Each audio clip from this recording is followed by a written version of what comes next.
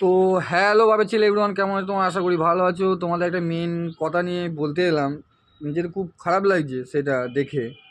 তো একটা মেয়ের ঘটনা, ঠিক আছে? আপনারা আশা করি বুঝতে পেরেছেন কার কথা বলছি। আমার এই ছোট্ট বোনটার কথা বলছি। সে ভুল করেছে, আমি জানি ভুল করেছে, অনেক বড় ভুল করেছে, কিন্তু যে দিদিটা চড় মেরেছে না, সে দিদিটাকে আমি স্যালুট জানাই। এরকম করে আমাদেরও করা উচিত।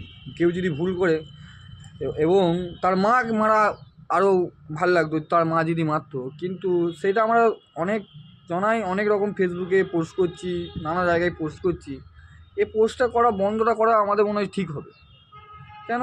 সে মেয়েটায় ছোট্ট বয়স, তার জীবনটা ফালতু নষ্ট হয়ে যাবে। উল্টো পাল্টা কমেন্ট করবে, কোনো বান্ধবীর সাথে মিশতে পারবে না, স্কুল যেতে পারবে না, পাড়ায় বেড়াতে পারবে না। কেন? ভিডিওটা খুবই ভাইরাল হয়েছে। তো দাদা বৌদিরা বা বোনরা যে ভিডিওটা করছো বা ছাড়ছো, একটু সাবধানে, হ্যাঁ? কেন? মেয়েটারও ভবিষ্যৎ আছে। আশা করি আমার কথা ভালো লাগলে মেনে নিও, আর না ভালো লাগলেও মেনে নিও। কিন্তু কেন, কী করবে? বাচ্চা মেয়ে তো, বাচ্চারা ভুল করবে না তো কারণ আমরা ভুল করবো? আমরা তো অনেক ভুল করছি। ফেসবুকে দেখো না, সবাই যেমন খুশি যেমন ভাবে কেমন দুলি দিয়ে চলে যাচ্ছে, সবাই টাকা কেমার লোভে। সেই জন্য আমরা রোস্ট করি। কেউ কিছু খারাপ দিকে নিও না। তো মনে হয় যেন ভিডিওটা আর ভাইরাল না করাই উচিত।